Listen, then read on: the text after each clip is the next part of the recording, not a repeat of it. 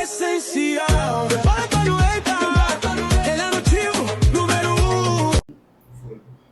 Fala galera, senhoras e senhores, muito bom dia, boa tarde, boa noite, boa madrugada para você que é do Corujão, né? Como costumamos dizer, quem gosta de estudar de madrugada, boa madrugada. Estamos aqui para gravar a nossa revisão final, Legislação Penal Especial. Trouxe para vocês 5 leis que eu creio que há uma possibilidade maior de cobrança nessa prova do CFO de 2026. Vamos tratar da Lei de Tortura 9455 de 97. É uma lei que volta e meia é objeto de cobrança pelo CRS. Lei Maria da Penha 11.340 de 2006. Várias e várias alterações. A gente vai tratar aqui do principal, principalmente os conceitos de violência doméstica e familiar contra a mulher, as espécies de violência. Eu acho que isso é um ponto que pode cair para você também. Lei de drogas, principalmente o crime do artigo 28, tendo em vista, né, a decisão não tão recente assim, mas a decisão do Supremo Tribunal Federal que descriminalizou o porte de maconha para consumo. A gente vai tratar quais são as balizas feitas pelo Supremo Tribunal Federal em relação ao porte de maconha. Estatuto do Desarmamento, principalmente lá no artigo 18, o tráfico internacional, tem um ponto que eu gostaria de tratar com os senhores, que é muito importante, e por fim, ainda não caiu, mas acho sim que nesse CFO será objeto de cobrança a Lei 13.869 de 2019, a famosa Lei de Abuso de Autoridade, que já não é tão nova assim, né, do ano de 2019. A gente vai tratar de alguns pontos também, principalmente relacionados ao elemento especial do tipo, né, ao elemento subjetivo especial do tipo, especial fim de agir, e os pontos relacionados aos efeitos da condenação por abuso de autoridade. Bacana? Então vamos lá, joga na tela, maestro, Lei Federal 9455, crimes de tortura. Então, a Lei 9455, ela traz os crimes de tortura, mas o que a gente tem que ter em mente é, diferentemente de outros países, o Brasil adotou uma particularidade em relação ao crime de tortura. Por quê? O crime de tortura, na maioria dos países, ele é cometido por autoridades públicas, por agentes públicos. Ocorre que, no Brasil, a lei de tortura, ela não traz essa particularidade dos outros ordenamentos jurídicos, inclusive no plano internacional. Então, o crime de tortura, a gente vai ver que tem várias espécies de tortura, ele, em regra, pode ser cometido por qualquer pessoa. Não há necessidade, apesar de ser uma causa de aumento de pena, que o crime seja praticado por um agente público, ok? Então, vamos lá. Primeiro ponto que merece atenção. Os crimes previstos na Lei 9455 de 97 não são imprescritíveis. O crime de tortura é prescritível. Prescritível. Uma coisa é a reparação de danos. Essa sim, de acordo com o STJ, imprescritível. A reparação de danos na esfera civil. Mas o crime de tortura, os aspectos penais do crime de tortura são prescritíveis, submetendo aí a perda da pretensão punitiva ou executória por parte do Estado, ok? E são equiparados a hediondos. Isso é importante dizer que não são hediondos, são equiparados, porque volta e meia também esse objeto de cobrança, o examinador tenta fazer essa confusão na mente do candidato, mas você que está aqui conosco no Essencial Preparatório não irá confundir, os crimes de tortura são equiparados a hediondos. Primeiro ponto, vamos lá para o artigo 1º, inciso 1. Vai dizer o seguinte: constranger alguém com emprego de violência ou grave ameaça, causando-lhe sofrimento físico. Todos as alíneas, todos os tipos previstos no inciso 1, todos eles, há necessidade de um dolo específico. Então, além do dolo, né, que seria a vontade consciente de praticar a conduta, há um elemento especial, um especial fim de agir. Vamos lá, na linha A. Primeiro, a tortura prova, né? A doutrina denominou de tortura prova. Então, eu constranjo alguém com emprego de violência ou grave ameaça, né? Causando sofrimento físico ou mental, com a finalidade, com o fim de obter informação, declaração ou confissão da vítima ou de terceira pessoa. Aqui trouxe um exemplo para ver que a tortura ela não necessariamente tem que ser praticada por um agente público. Um credor que tortura um devedor com a finalidade de que esse confesse a dívida. A gente tem um crime lá no artigo 13, inciso 3, da Lei de Abuso de Autoridade, que vai dizer o seguinte: constranger o preso ou detento mediante violência ou grave ameaça ou redução da sua capacidade de resistência a produzir prova contra si mesmo ou contra terceiros. Então, se assemelha muito com o crime de tortura. Como diferenciar um do outro? No crime de tortura, há o constrangimento que causa sofrimento físico ou mental, o que não existe no crime previsto lá no artigo 13, inciso 3 da Lei de Abuso de Autoridade. Então, é um crime subsidiário, né? Uma subsidiariedade tácita. De forma que, se não houver sofrimento físico ou mental, a gente tem o artigo 13, inciso 3 da Lei de Abuso de Autoridade, também lembrando que, nesse caso, o sujeito passivo ele deve ser preso ou detento, ok? A linha B do inciso 1 do parágrafo 1º diz que constranger alguém com emprego de violência ou grave ameaça, causando sofrimento físico ou mental, para provocar ação ou omissão de natureza criminosa. A doutrina denomina de tortura crime.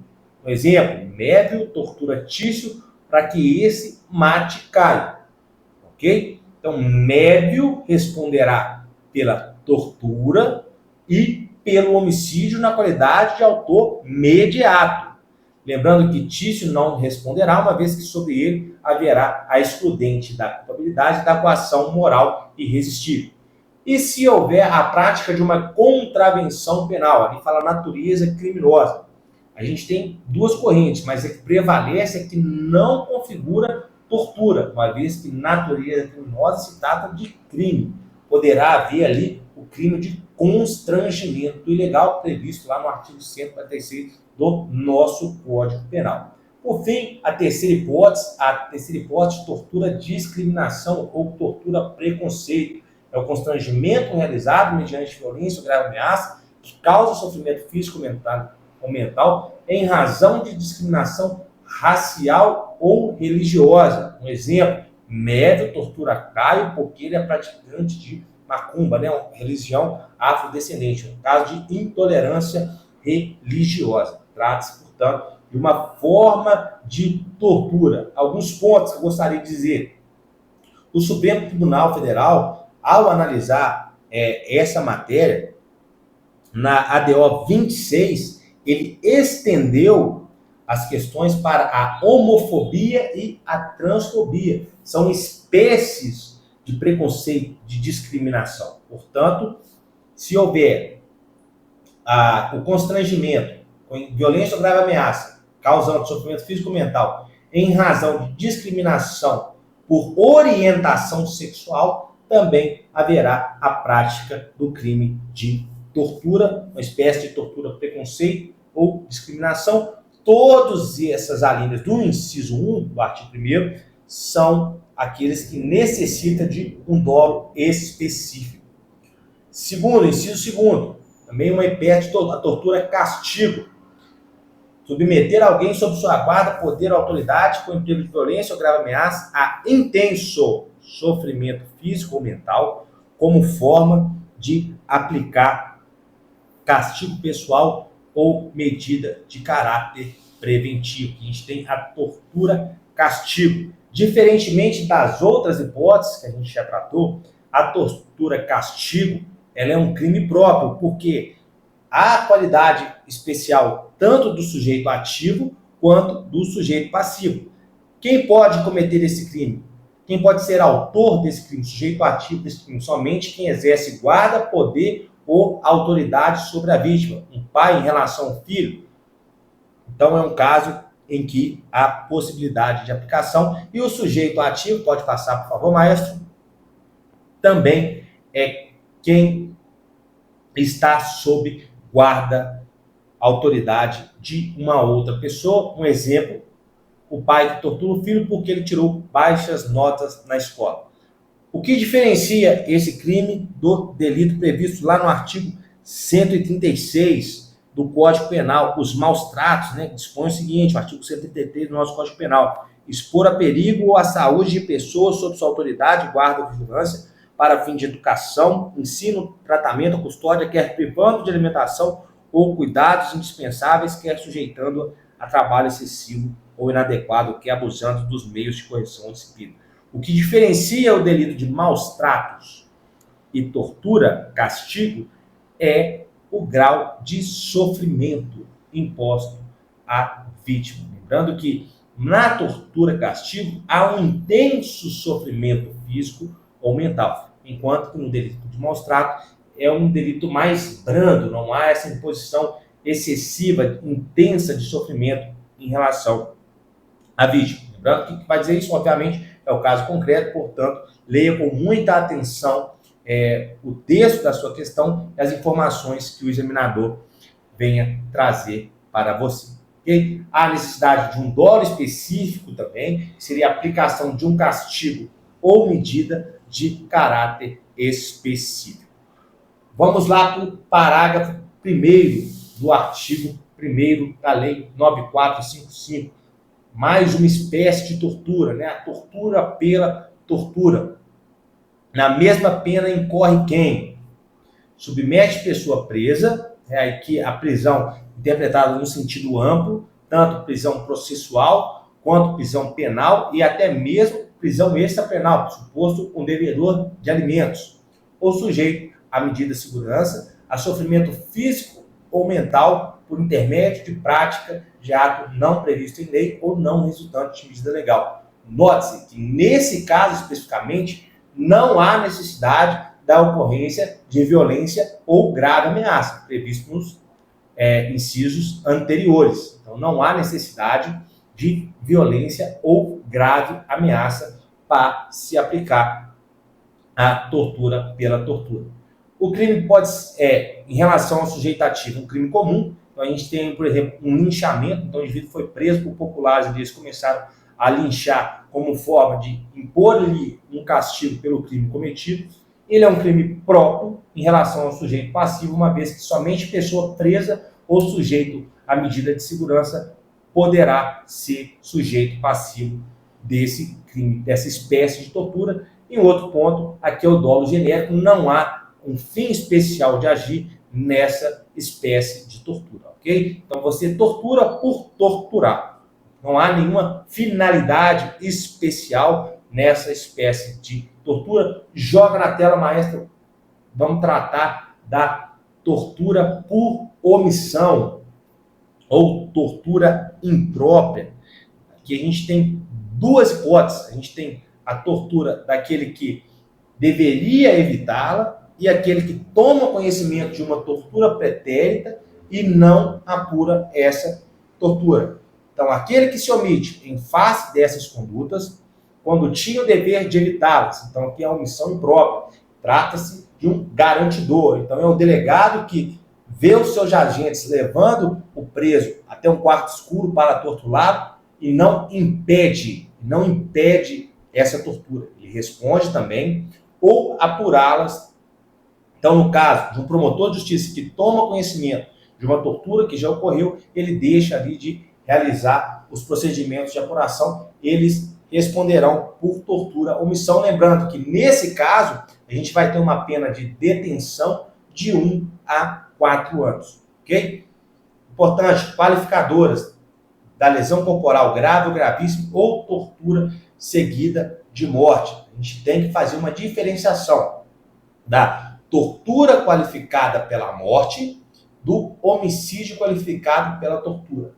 A tortura qualificada pela morte, a causação do resultado da morte, ele é realizado de forma culposa. Temos aqui um crime pré-ter doloso. Então, o sujeito, ele age com dolo em relação à tortura, mas a morte, né, o resultado mais grave, é causado a título de culpa.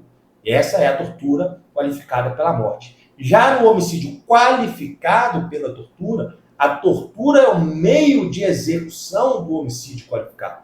Então, desde o início, o agente age com ânimos necantes. No entanto, a fim de conseguir o seu intento, ele emprega a tortura como um meio de execução, havendo ali a prática de um crime de homicídio qualificado pela tortura. Ok? Um outro ponto importante para tratar do crime de tortura. De acordo com a jurisprudência do Superior Tribunal de Justiça, a condenação por tortura gera automaticamente a perda do cargo, emprego ou função pública e a interdição para o seu exercício pelo dobro do tempo da pena aplicada. O que isso quer dizer? Não há necessidade do juiz fundamentar na sentença a perda do cargo público. Então, o policial ele foi condenado pela prática de tortura, não há que o juiz fundamentar em sua sentença, porque automaticamente aquele policial, como um efeito da condenação, haverá a perda automática do cargo. Ok, senhores? Era isso que a gente tinha para tratar da Lei 9455 de 97. Bora lá, Lei Maria da Penha. Vamos lá, pessoal, tratar da Lei 11.340 de 2006, mais conhecida como Lei Maria da Penha. Joga na tela para a gente, maestro.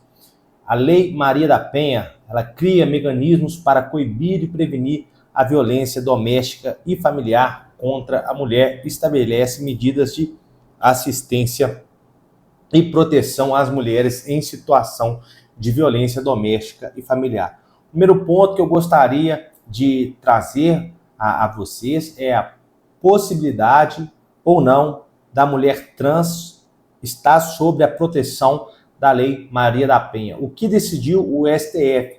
Que mulher trans é mulher por identidade de gênero. Portanto, haverá sim aplicação da Lei Maria da Penha às mulheres transexuais. Lembrando que não há necessidade de cirurgia de transgenitalização. Não há necessidade de cirurgia de transgenitalização, nem mesmo a realização de tratamentos hormonais. O que seria, portanto, a violência de gênero? Trata-se de uma violência em que se vale da hipossuficiência da vítima mulher, discriminação quanto ao sexo feminino. Então, para ficar mais fácil o entendimento, a violência de gênero contra a mulher é a violência contra a mulher pelo fato dela ser mulher, unicamente por isso. É o menosprezo à condição do sexo feminino. E a Lei Maria da Penha trata, em seu artigo 5º, em relação ao âmbito de incidência, né, da Lei Maria da Penha.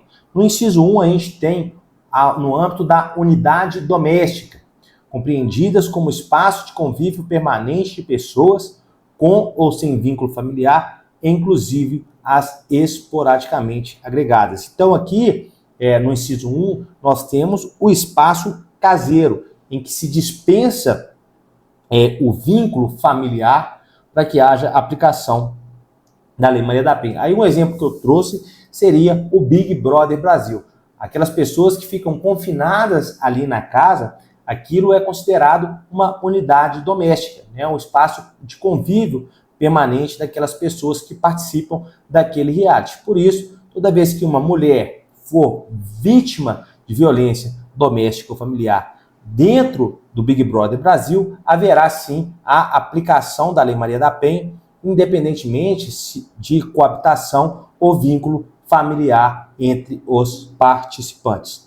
Já no âmbito da família, né, aí compreende-se a comunidade formada por indivíduos que são ou se consideram aparentados, unidos por laços naturais, por afinidade ou por vontade expressa. Então, portanto, são indivíduos que são ou que se consideram-se aparentados, independentemente ali de vínculo consanguíneo ou afins, ok? E nesse caso, do âmbito da família, dispensa o espaço caseiro.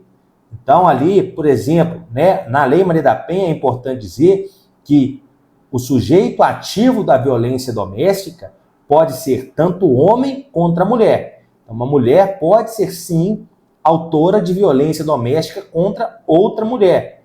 Então, a violência que ocorre da filha em relação à mãe, isso pode ficar caracterizado, né, se houver ali uma situação de hipossuficiência, pela Lei Maria da Penha no âmbito da família. E, por fim, tem-se violência em qualquer relação íntima de afeto na qual o agressor conviva ou tenha convivido com a ofendida, independentemente de coabitação.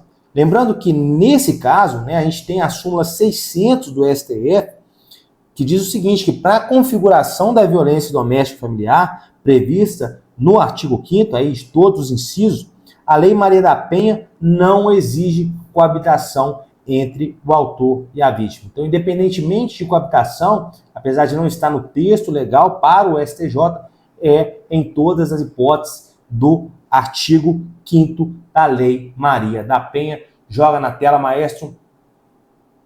Temos as formas de violência doméstica e familiar contra a mulher. A gente tem a violência física, né, entendida como qualquer conduta que ofenda a sua integridade ou saúde corporal. Aqui vai desde uma simples contravenção de vias de fato, até mesmo na forma mais grave de violência física, é o artigo 121A do nosso Código Penal, o crime de feminicídio, ok? Temos a violência psicológica, entendida como qualquer conduta que lhe cause dano emocional, diminuição da autoestima, ou que lhe prejudique ou perturbe o pleno desenvolvimento, ou que vise degradar ou controlar suas ações, comportamentos, crenças e decisões, mediante ameaça, constrangimento, humilhação, manipulação, isolamento, vigilância constante, perseguição contumaz, insulto, chantagem, violação de sua intimidade, ridicularização, exposição, limitação do direito de ir e vir, ou qualquer outro meio que lhe cause prejuízo à saúde psicológica ou à autodeterminação. Lembrando que não basta só a ameaça para caracterizar a violência psicológica. Há diversas outras formas. A gente tem aí o crime de violência psicológica, lá no Código Penal, né, que se existe aí uma habitualidade, temos o crime de stalking, temos o crime de constrangimento ilegal, tudo isso são formas de violência psicológica contra a mulher. Violência sexual. A gente tem um grande exemplo, né, os crimes contra a dignidade sexual. A violência sexual, entendida como qualquer conduta que constranja a presenciar ou a manter ou participar de relação sexual não desejada, mediante intimidação, ameaça, coação ou uso da força, que induz a comercializar ou inutilizar. Então, em tese, né, não vou ler todo o artigo, todo o inciso, mas a violência sexual visa tratar da disposição da mulher do próprio corpo. Então, tudo que houver nesse sentido, notadamente, os crimes contra a dignidade sexual, é uma forma de violência sexual contra a mulher. A violência patrimonial, essa eu gostaria de tratar de um ponto específico a respeito das escusas absolutórias previstas no artigo 181 e 182 do nosso Código Penal. A violência patrimonial, entendida como qualquer conduta que configure retenção, subtração, destruição parcial ou total de seus objetos, instrumentos de trabalho, documentos pessoais, bens, valores e direitos ou recursos econômicos. Lá no artigo 181 do Código Penal, a gente tem uma escusa absolutória. Dispõe o seguinte, que é isento de pena quem comete qualquer dos crimes previstos no título dos crimes contra o patrimônio, em prejuízo do cônjuge na constância da sociedade conjugal. Lembrando que, nesse caso, a gente não vai ter aplicação quando se tratar de crime de roubo ou extorsão ou quando houver violência ou grave ameaça. Mas pensamos aqui num crime de furto. Então, haveria ou não o marido furta a esposa? Haveria ou não a aplicação dessa escusa absolutória em relação ao marido? A gente tem uma divergência doutrinária, sendo que, no primeiro caso, a gente fala que os artigos 181 e 182, eles seriam aplicados, pois o Código Penal não proíbe que seja aplicado em relação à mulher. Então, em favor do marido, em relação à mulher. E proibir isso seria uma forma de analogia em malam-parto. Essa é uma primeira corrente. A segunda corrente, ela fala que os artigos 181 e 182, eles não devem ser aplicados. Deve-se realizar ali um controle de convencionalidade, uma vez que a Convenção do Belém do Pará, ela não admite, né, o Brasil é signatário dessa convenção, ela não admite benefícios que excluam do infrator a pena ou o processo. Lembrando que a gente não tem uma definição em relação a essa divergência, mas tende-se a aplicar a segunda corrente, né? Essa é a corrente que ganha mais voz na doutrina e na jurisprudência, mas não é nada pacificado ainda. Por fim, a violência moral entendida como qualquer conduta que configure calúnia, difamação ou injúria. Essas são as espécies de violência. Lembrando, o rol é um rol exemplificativo. Há outros tipos de violência, violência institucional contra a mulher, violência política contra a mulher, são outras hipóteses de violência em relação à mulher. Por fim, eu gostaria de tratar, na Lei Maria da Penha, da possibilidade do policial aplicar uma medida protetiva de urgência, né? A MPU, Medida Protetiva de Urgência, o artigo 12C, vai dispor que, verificada a existência de risco atual ou iminente à vida ou à integridade física ou psicológica da mulher, em situação de violência doméstica ou de seus dependentes, o agressor será imediatamente afastado do lar. Então, o afastamento do agressor do lar em que vive com a ofendida. Primeiro, ele será afastado por ordem judicial, pela autoridade judicial. Não havendo autoridade judicial na comarca, ele será afastado pelo delegado de polícia quando o município não for sede de comarca. Ok? O terceiro, ali há uma ordem de subsidiariedade. Então, primeiro é a autoridade judicial, perdão. Não havendo autoridade judicial, não sendo sede de comarca, ele poderá ser afastado imediatamente do lar ou do domicílio pelo delegado de polícia quando o município não for sede de comarca.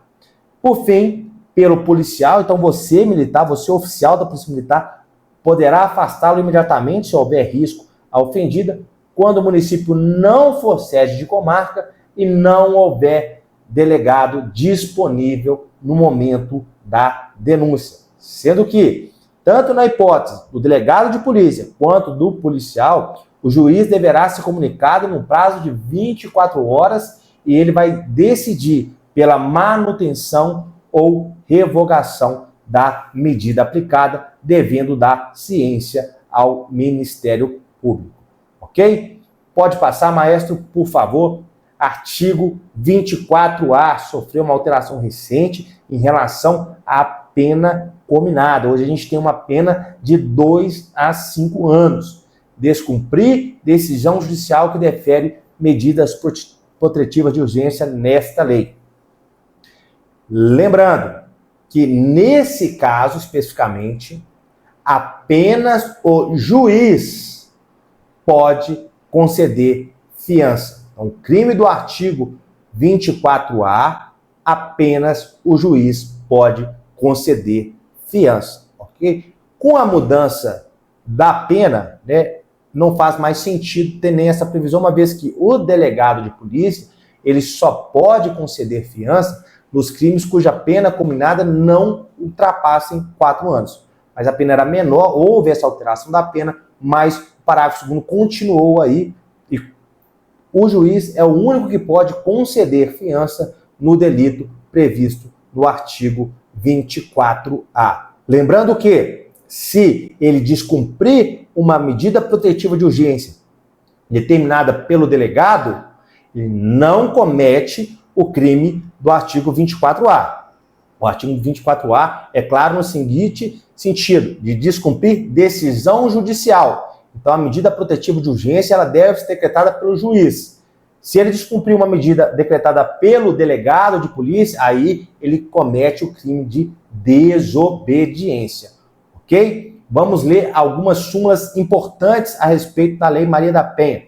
Suspensão condicional do processo de transação penal, né, a súmula 536 do STJ, não se aplicam aos delitos sujeitos ao rito da Lei Maria da Penha. Isso porque a Lei 9.099 como um todo é inaplicável às situações da Lei Maria da Penha, ok?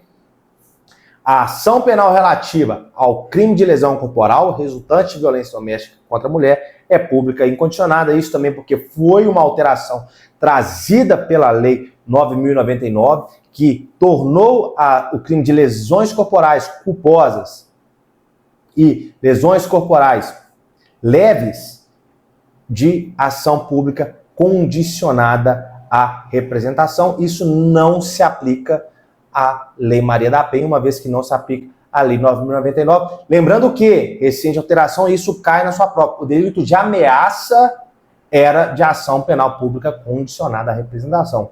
Hoje, quando envolver ameaça num ambiente de violência doméstica familiar contra a mulher, a gente vai ter uma ação penal pública incondicionada, ok? Incondicionada. Ameaça no contexto de violência doméstica familiar contra a mulher, a gente tem uma ação penal pública incondicionada. Súmula 588 do STJ. A prática de crime ou contravenção contra a mulher com violência ou grave ameaça no ambiente doméstico impossibilita a substituição de pena privativa de liberdade por restritiva de direitos. Então, como regra ali, né, independentemente da pena, a prática com violência ou grave ameaça impede a substituição por PRD. Por fim, é inaplicável o princípio da insignificância nos crimes e contravenções penais praticados contra a mulher no âmbito da relação doméstica, uma vez que há um desvalor grave do resultado. Então, portanto, não há possibilidade de aplicação do princípio da insignificância no âmbito da Lei Maria da Penha. Beleza? Vamos para o nosso próximo tema, Lei de Drogas. Artigo 28, a gente está tratando aqui da posse de drogas para consumo pessoal. Por que eu quero tratar desse tema com vocês? Principalmente a posse de maconha, que o STF tratou dessa temática e retirou o caráter criminoso de posse de maconha para consumo pessoal. Não quer dizer que se tornou lícito. O fato ainda continua sendo ilícito. No entanto, os reflexos desse fato estão adstritos à esfera administrativa, não mais à esfera penal, como era outrora. Artigo 28. Quem adquirir, guardar, tiver em depósito, transportar ou trouxer consigo para consumo pessoal drogas sem autorização ou em desacordo com determinação legal regulamentar, será submetido à seguinte pena. Alguns pontos. Lembrando, o crime do artigo 28 não há imposição de pena privativa de liberdade. Não há essa imposição, ainda que o réu seja multireincidente. É impossível aplicar pena privativa de liberdade ao artigo 28. Portanto, não caberá prisão preventiva em relação ao delito do artigo 28. Ok? Quais são as penas? Advertência sobre os efeitos da droga, prestação de serviço à comunidade, medida educativa de comparecimento a programa ou curso educativo. Outro ponto, a reincidência do artigo 28 é só em relação ao artigo 28. Então, por ser menos até que uma contravenção, a reincidência no artigo 28 não gera reincidência em relação aos outros crimes. Isso já decidiu o STJ. Ok? Pode passar, maestro, por favor. Vamos tratar do que o Supremo fixou no recurso extraordinário 635-659, né, o tema 506 de repercussão geral. Primeiro ponto, não comete infração penal quem adquirir, guardar, tiver em depósito, transportar ou trouxer consigo para consumo pessoal a substância cannabis sativa, mais conhecida como maconha, cigarrinho do diabo, né? Portanto, apenas o Supremo trouxe a cannabis sativa, ok? A posse de crack cocaína, lança-perfume, outras espécies de drogas, ainda continua se enquadrando no tipo penal do artigo 28, ok? Sem prejuízo do reconhecimento da ilicitude extrapenal da conduta. O que o Supremo quer dizer com isso? O porte de maconha não se torna um fato lícito. Continua sofrendo reprimenda do ordenamento jurídico. Não é uma reprimenda penal, ok? Mas o fato ainda continua sendo ilícito. Com a apreensão da droga e aplicação de sanções de advertência sobre os efeitos dela, medida educativa de comparecimento a programa ou curso educativo. Basicamente, as mesmas penas previstas lá no artigo 28. As sanções estabelecidas nos incisos 1 e 3 do artigo 28 serão aplicadas pelo juiz em procedimento de natureza não penal, sem nenhuma repercussão penal para a conduta. Então, a conduta de portar maconha para consumo próprio não tem reflexo na esfera penal, ok? Em se tratando da posse da cannabis para o consumo pessoal, a autoridade policial apreenderá a substância e notificará o autor do fato a comparecer em juízo na forma de regulamento a ser aprovado pelo CNJ, até que o CNJ delibere. A competência para julgar as condutas do artigo 28 será dos juizados especiais criminais, né, segundo a sistemática atual, vedado qualquer efeito penal à sentença. Né? Vamos lá por 4 pontos que o Supremo disse. Nos termos do parágrafo 2º da lei, do artigo 28 da Lei de Drogas, presume-se uma presunção relativa, então admite prova em contrário. Será presumido usuário quem, para consumo próprio, adquirir, guardar, tiver em depósito, transportar ou trouxer consigo até 40 gramas de cannabis sativa ou 6 plantas fêmeas, até que o Congresso Nacional venha a legislar a respeito. É uma presunção relativa, não quer dizer que se o sujeito for apreendido com 40 gramas de cannabis, ele vai ser considerado usuário. Ele pode ser apreendido com uma quantidade ainda menor e ser considerado traficante. Isso vai dizer, é o caso concreto. As informações que o examinador trouxer na sua questão, que vai dizer se essa presunção ela vai ser confirmada, se de fato era um usuário ou se era um traficante. Então, a quantidade por si só, ela gera uma presunção relativa de que o sujeito era usuário. Ok? Pode passar, maestro. A presunção, né, o STF ele reafirma no 5º item que a presunção é relativa, não estando a autoridade policial e seus agentes impedidos de realizar a prisão em flagrante por tráfico de drogas, por óbvio, né? Porque senão era muito fácil, né? Todo traficante ia andar só com 40 gramas da ervinha do diabo aí para vender. Então, não é isso que vai acontecer. O delegado, ele pode sim, de acordo com as circunstâncias do caso concreto, fixar ali um crime de tráfico de drogas sem o menor problema. Mesmo para quantidades inferiores, né, ao limite estabelecido, como eu disse, quando presentes elementos que indiquem a mercancia como a forma de acondicionamento da droga, as circunstâncias da apreensão, variedade da substância, apreensão simultânea de instrumentos, aí o Supremo cita balança, registro, aparelho celular. Então isso tudo, todo o contexto que vai gerar em torno da apreensão daquela droga, que vai dizer se havia ali de fato um usuário ou um traficante. Beleza? Nesses casos, caberá ao delegado de polícia consignar no APF a justificativa minudente para o afastamento dessa presunção. Então, ali o delegado de polícia, ele tem o ônus argumentativo. Não basta dizer, eu acho que é um traficante e não um usuário. Ele tem que dizer o porquê, vedado, obviamente, a adoção de critérios subjetivos arbitrários. Por exemplo, então, o delegado tem que falar que durante a apreensão foi colhido balanço, a forma de acondicionamento da droga, o local onde foi apreendido. Isso tudo são elementos que indicam que ali havia um traficante e não um usuário, mas isso a autoridade policial, o delegado de polícia, ele deve expor de forma minudente no auto de prisão em flagrante.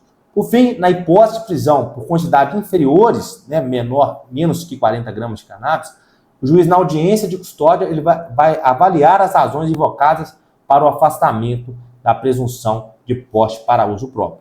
E a apreensão de quantidades superiores ao limite não impede o juiz de concluir que a conduta é atípica, apontando nos autos provas suficientes da condição do usuário. Também o contrário é verdadeiro, né?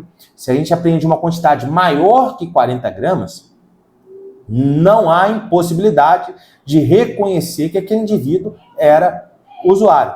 Portanto, tem-se que, para fixar se há ou não a posse, o porte de drogas para consumo próprio, são os elementos do caso concreto. Somente sendo que nos casos de até 40 gramas ou 6 plantas firmes, há uma presunção relativa de que o sujeito é usuário e não traficante. Ok? Faz o corte, maestro, vamos tratar do nosso próximo tema, Estatuto do Desarmamento. Então vamos lá para o Estatuto do Desarmamento. Vamos tratar do artigo 18, o tráfico internacional de arma de fogo.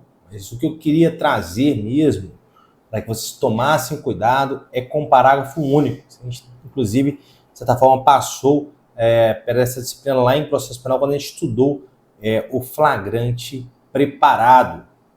O que o parágrafo único, inclusive pelo pacote anticrime, também tem essa previsão lá na lei de drogas, vai expor o seguinte, que incorre na mesma pena quem vende ou entrega arma de fogo ou acessório à munição em operação de importação sem autorização da autoridade competente a agente policial disfarçado quando presentes elementos probatórios razoáveis de conduta criminal pré-existente. A gente viu que a súmula 145 do STF, ela trata o flagrante preparado como um crime impossível, então flagrante ilegal. Ocorre que, nesses casos em que houver uma conduta criminal pré-existente, então o indivíduo, por exemplo, ele já tem em depósito a arma de fogo antes mesmo de realizar a sua venda, a sua exportação. Ele já tem essa arma irregular em depósito, então ali ele já comete o delito de posse ou porte de arma de fogo, a depender se uso restrito ou permitido. Portanto, se o agente disfarçado, o agente policial disfarçado, ele se insere naquele contexto a fim de fazer com que o indivíduo realize a operação de importação daquela arma, isso não torna aquela prisão, aquele crime impossível, não torna aquela prisão ilegal e não se trata de um crime impossível. Então, muito cuidado se o examinador problematizar uma situação dessa, havendo elementos probatórios de conduta criminal pré-existente, ainda assim haverá a prática do crime. Então, levem o artigo 18, parágrafo 1 para sua prova, porque eu acho que é um tema muito apto a ser cobrado se cair Estatuto do Desarmamento, ok? Vamos lá para a nossa última lei, a nossa lei 13.869, a nova lei, não tão nova assim, de abuso de autoridade. Primeira coisa que eu gostaria de tratar é a exigência do especial fim de agir para os crimes de abuso de autoridade. Portanto, para que haja tipicidade subjetiva dos delitos de abuso de autoridade, é necessário, além do dolo, que é a consciência e a vontade de praticar a conduta descrita no tipo, o agente tem que ter um plus, um fim especial, e deve perseguir esse fim especial.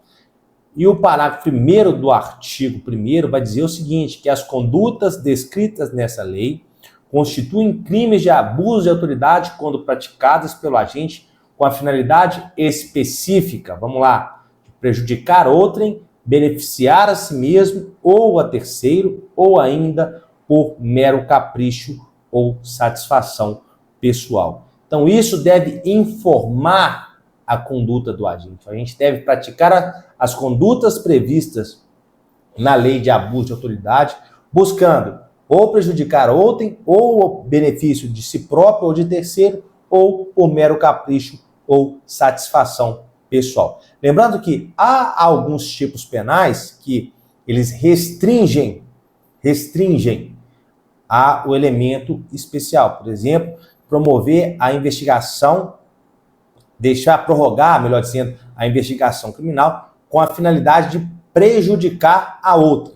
Então, por exemplo, se essa prorrogação se der no intuito de beneficiar a outra, não haverá o crime de abuso de autoridade. Porque o tipo penal, então a gente tem que ler tipo por tipo, ele diz para beneficiar, ele diz para prejudicar e não para beneficiar. Então, por exemplo, eu sou amigo de determinado investigado, eu quero que aquela investigação perdure por muito tempo a fim de que ocorra a prescrição daquele delito. Por exemplo, poderei responder lá no Código Penal por prevaricação e outros crimes correlatos. Mas por abuso de autoridade, nesse caso, quando eu estendo a investigação, ela tem que ser com a finalidade de prejudicar o investigado. Então tomem cuidado com alguns tipos da lei de abuso de autoridade, mas como regra, a finalidade de todos os crimes da lei de abuso de autoridade deve ser ou prejudicar a outrem, beneficiar a si mesmo, ao terceiro, ou por mero capricho ou satisfação pessoal. Vamos lá, vedação ao crime de hermenêutica, delito de hermenêutica. O que isso quer dizer?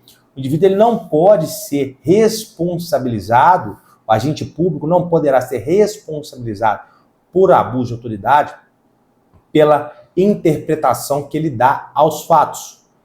Porque a gente, na nossa atividade diária, principalmente a atividade policial, vários são os fatos que nos são postos e a gente vai exercer juízo de valor sobre aqueles fatos.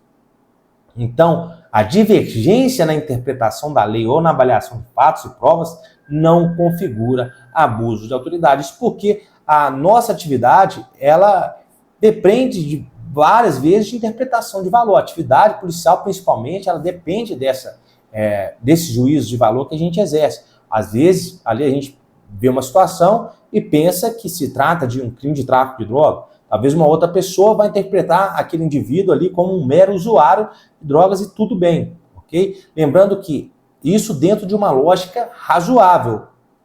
Quando essa interpretação for teratológica, e poderá sim caracterizar abuso de autoridade. Então, por exemplo, a gente sabe, está sumulado, que não cabe a prisão civil do depositário infiel. Não é mais possível. A gente tem entendimento em súmula vinculante do Supremo Tribunal Federal que não é possível a prisão civil do devedor de alimento. Do depositário infiel. Do depositário infiel. Eu vou e realizo a prisão desse sujeito que é depositário infiel. Então, ali não há qualquer tipo de margem para interpretação. É muito claro. A súmula vinculante veda a prisão do depositário infiel. Então, se eu realizar essa prisão, há uma interpretação teratológica. Portanto, eu não me socorro da vedação ao crime de hermenêutica. Mas se, dentro de uma avaliação de fatos, eu entendo que se trata de tráfico e não de porte para consumo, tudo bem. Ainda que depois o juiz desclassifique esse fato, isso não poderá ser considerado para fins de abuso de autoridade. Ok? Sujeito ativo, né? O artigo 2º traz um conceito amplo de quem pode ser sujeito ativo, ou seja, autor do abuso de autoridade, dos crimes previstos na lei de abuso de autoridade. Então, qualquer agente público, servidor ou não, da administração direta, indireta, fundacional de qualquer dos poderes da União, dos Estados, do Distrito Federal, dos municípios, sede de território, compreendendo-se, mas não se limitando. A gente vê que a gente tem ali um rol exemplificativo de quem seriam os agentes públicos sujeitos ativos do conceito de abuso de autoridade, ok?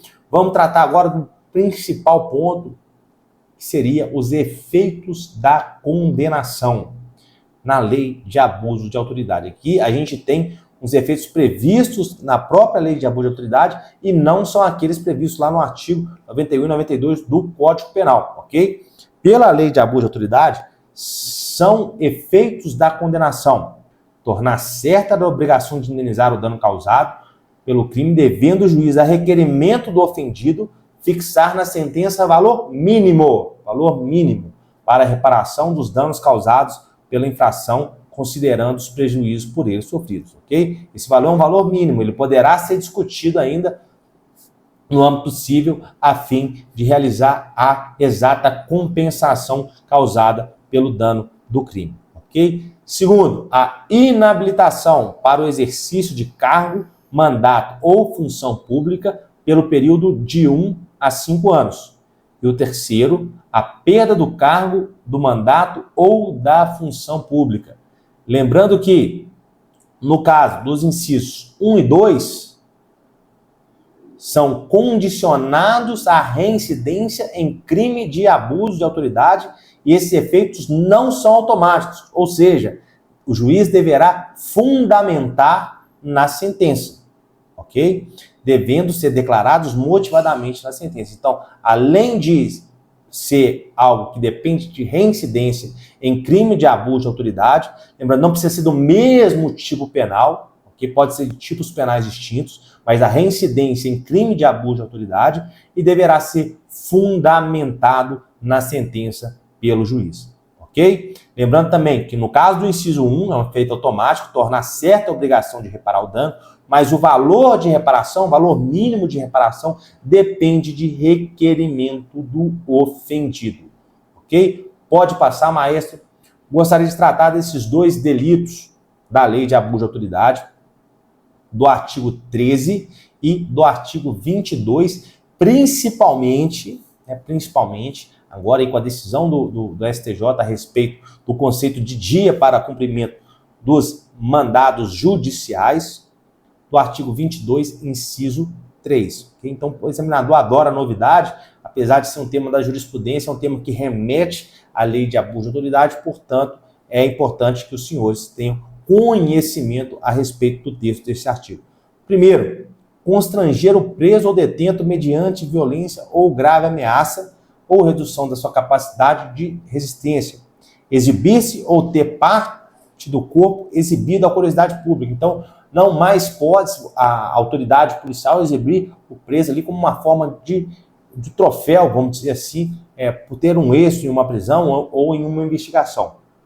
Por fim, produzir prova contra si mesmo ou contra terceiro. Lembrando que lá na tortura a gente viu que tem algo muito parecido. Só que na tortura a gente tem o caso de intenso sofrimento, ok? Então isso é diferente. Aqui não tem a questão de intenso sofrimento, ok? Artigo 22, vamos lá. Invadir ou adentrar clandestina ou astuciosamente ou a revelia da vontade do ocupante imóvel alheio ou suas dependências ou nele permanecer nas mesmas condições sem determinação judicial ou fora das condições estabelecidas em lei. Tratamos também disso lá em processo penal de busca domiciliar. Então, não havendo consentimento do morador, só pode, por mediante ordem judicial, durante o dia. Aí vem o parágrafo 1º, diz que incorre na mesma pena quem cumpre mandado de busca e apreensão domiciliar após as 21 horas ou antes das 5 horas da manhã. Então, o período que o STJ entendeu como dia seria o período entre 5 e 21 horas. Lembrando isso, é para iniciar a busca e apreensão, ok? Lembrando que se começou a diligência, por exemplo, às 20 horas, e a diligência continua após as 21 horas, não há qualquer problema. O que não pode é cumprir o mandado de busca e apreensão domiciliar dar início após as 21 horas ou antes das 5 horas da manhã. Parágrafo 2º ali, uma causa que explica que não haverá crime se o ingresso for para prestar socorro ou quando houver fundados indícios que indiquem a necessidade de ingresso em razão de situação de flagrante ou de desastre. A gente também tratou disso quando falamos sobre busca e apreensão no nosso revisão de processo penal. Então, senhores, era isso que eu gostaria de trazer em legislação penal especial. Lembrando, esses pontos, os senhores têm que fazer uma lei, fazer uma leitura da lei detalhada, principalmente da lei de abuso de autoridade, uma vez que há vários tipos penais que não vai dar tempo da gente tratar aqui, mas que poderão ser objetos de cobrança agora na sua prova do CFO de 2026. Nós continuamos à disposição aqui no Essencial. Qualquer dúvida, crítica, sugestão, é só mandar para a gente no nosso WhatsApp, no nosso canal do aluno, no nosso central de dúvidas, que a gente está à inteira disposição para ajudá-lo nessa sua aprovação para o CFO PMG. Um grande abraço, excelente estudo e venha ser aprovado.